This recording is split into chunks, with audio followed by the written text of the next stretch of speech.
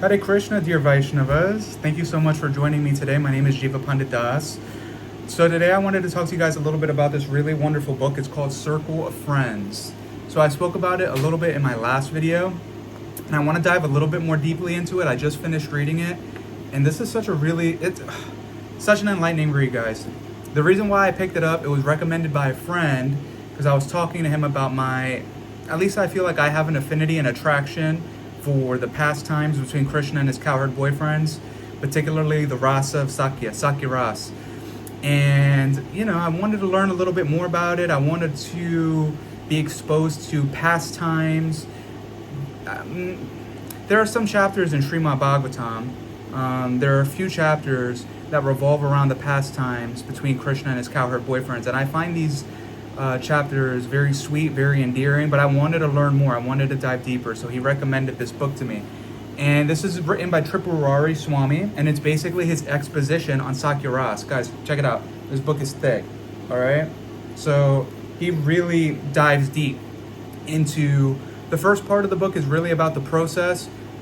Talks preliminarily about what is Sakya Ras, the process for attaining it, and then the rest of the book revolves around different pastimes between Krishna and his cowherd boyfriends.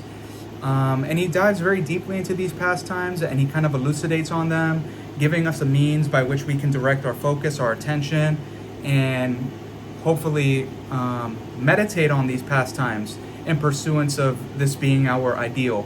He talks a little bit about how Vaidhi Bhakti Sadhana,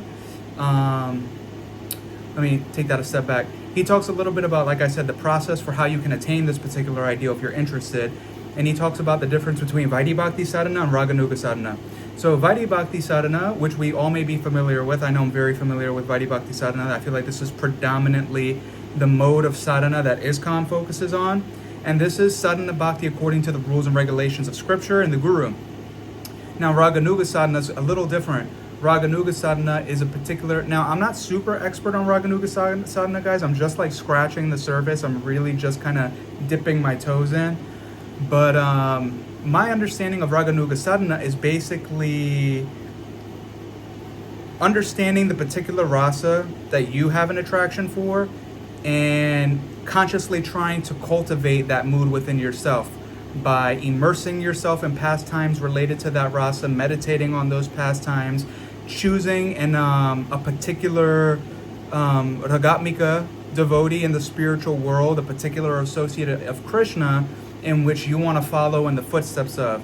So in your internal space as well as externally, you can render service to this particular devotee and envision yourself serving that devotee or assisting that devotee in their service to Krishna. So that's my understanding. Like I said, very basic. I really don't know all the details, but I'm beginning to understand the importance of Raganuga Sadhana in our Krishna consciousness. Srila Rupa Goswami explains in the Bhakti Rasamrita Sindhu actually that Vaidhi Bhakti is kind of like a step into the door or of the realm of devotional service, but Vaidhi Bhakti should at some point translate into Raganuga Sadhana. They can go hand in hand. I think, correct me if I'm wrong, but I think at some point Raganuga Sadhana, no, I feel like this is my understanding. I'm not 100% sure if this is correct. My understanding is that Vaidhi Bhakti and Raganuga Sadhana kind of go hand in hand, and one pursues Raganuga Sadhana in order to attain Rati, in order to attain actual taste in the process of devotional service. And it's the perfection of Raganuga Sadhana, I believe, that leads to Bhava. My understanding. I could be wrong. I'm just, like I said, just getting into this. But I found all that really interesting, but the part that really endeared me about this book was the pastimes. So there's one particular pastime that I want to share with you guys. It really touched my heart. And yeah, let's dive into it together. So there's a particular section of the book that breaks down the different times of day that occur in the spiritual world. Morning, midday, afternoon. There's like 8 different sections in the day that it's broken down into. And in each of these different 8 sections, there's particular pastimes that correlate specifically with those different times of the day in the spiritual world. Now, this particular pastime occurs in the forenoon of Krishna's day. So at this point in time, Krishna's in the forest with his cowherd boyfriends. He's herding the cows, and they're just chilling, having fun, playing together. But this was a really sweet pastime. Please tune in. Please lend me your ear. So, as mentioned earlier, no one can compare with Balaram at playing ball. Such is the insight of Nayananda Thakur. And among the Sakas, the variety of games involving balls is unlimited. Newer and newer ball-centered games are created by the day, and they occupy a good portion of the Purvana Leela. One such game spontaneously created by Balaram in Madhuvan involves any round fruit that has fallen to the forest floor. In this game, the Sakas collect whatever fruits they can find and throw these balls at one another. Anyone who is hit by a ball is eliminated, and in the end, one winner is left standing. Although this is a typical Purvana Leela game, let us reflect on the first time it was played at Madhuvan. Although Balaram is the best at ball handling, this does not mean he is the best at avoiding being hit by a ball, especially when teamed up on, which is within the rules of play. Thus, he argues that in this ball game, despite his advantage in ball handling, the field of play is leveled because others can hit him with a ball. However, Hari proves difficult to hit owing to his speed and exceptional athleticism. As Hari eludes everyone's effort to hit him with a ball, all the boys team up to defeat him, while Balaram observes, now taking the role of referee. According to their plan, 4 Sakas hide in the brush surrounding a large wish-fulfilling tree, while all the other Sakas throw their balls at Krishna, but purposely over his head toward the tree. Seeing this, and confident of his speed and dexterity, Krishna runs to the base of the tree to collect the balls with the intention of hitting each of his friends as they approach, eliminating them all. But as he reaches the tree, and before he can collect even one ball, the 4 friends emerge from hiding and bombard him with balls. However, as the boys celebrate their victory over Krishna, he raises an objection, claiming that because he is the son of the king of the cowherds, he should receive differential treatment. This is met with absolute outrage, and Balaram calls foul.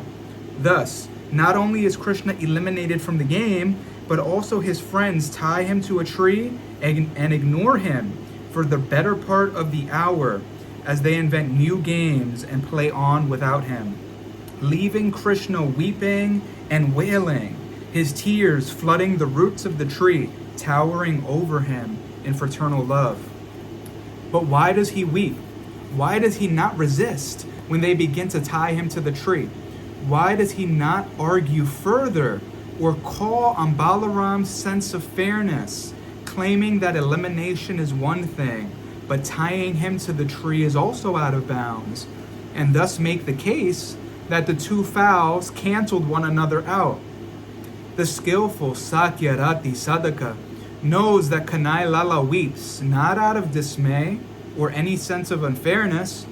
Bhagavan weeps uncontrollably in ecstasy, relishing the extent to which he is being treated as an equal among friends, and experiencing that he himself has attained Sakyarasa.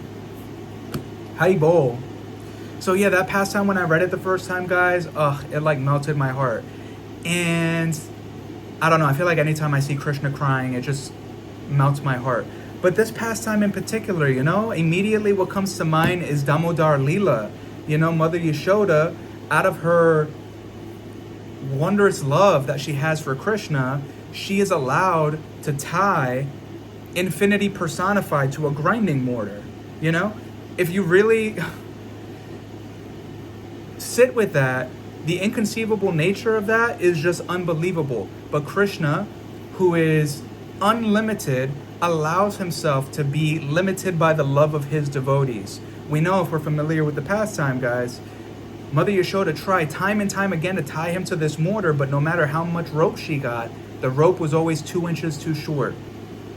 But Krishna saw her sincerity, her effort, and out of his love for her, and out of a desire to reciprocate with her love, he allowed himself to be tied.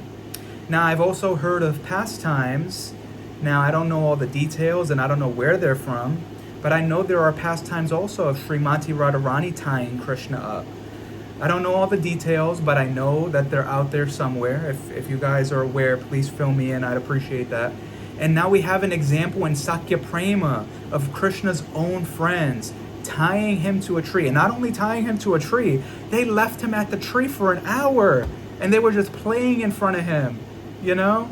I just find that, like, the fact that Krishna's friends have the capacity to treat him as an equal, out of love. It's such a beautiful, mind-boggling thing. Inconceivable, guys. So that was my favorite pastime from this book, but there are so many more, and it really goes to show just how wonderful Krishna's friends are. Actually, one point I want to talk about, there are 4 different levels of sakas, actually, that are described in this book. There are the sakas, who are the sakas who are experiencing Sakya Prem but bundled in there is Dasya Prem. So they predominantly see themselves as servants of Krishna. Yeah, they have a fraternal relationship with Krishna, but they see themselves more as his servants. So these are the sakas who, when Krishna's tired from playing ball, they'll run up to him, they'll fan him with a peacock feather fan. They'll make a little bed of leaves for him to lay down comfortably, massage his feet. These are the sakas. Then there are the Surit sakas, and the Surit sakas are devotees who have their Sakya Prem, but it's also bundled with Vatsalya Rasa. So these devotees, these sakas are typically a little older than Krishna, and they feel like a sense of protectiveness over him.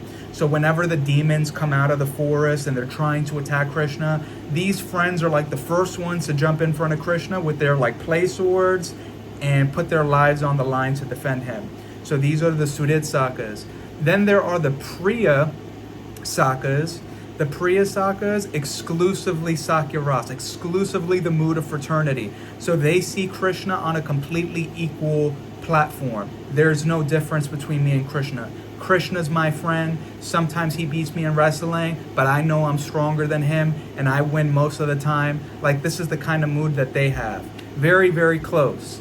And then the highest are the Priya Narmasakas. So the Priya Narmasakas, not only do they experience an intense fraternal connection to Krishna, but these devotees also have the capacity to experience Madhurya Ras. And this is because the Priya Narmasakas assist Krishna in his conjugal pastimes with Srimati Radharani. The Priya Narmasakas actually have so much respect for Srimati Radharani and her love for Krishna. They can empathize with that, and out of that empathy, they feel a strong desire to also assist her in connecting or uniting with Krishna, because they understand how much pleasure Srimati Radharani gives to Krishna.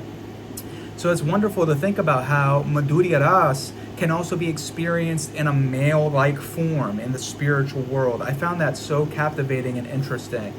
Yeah, it's a really amazing read, guys. And there's one particular Priya Narmasaka, the most famous of all, Subal. There's Subal, there's Madhumangala, there's a few others.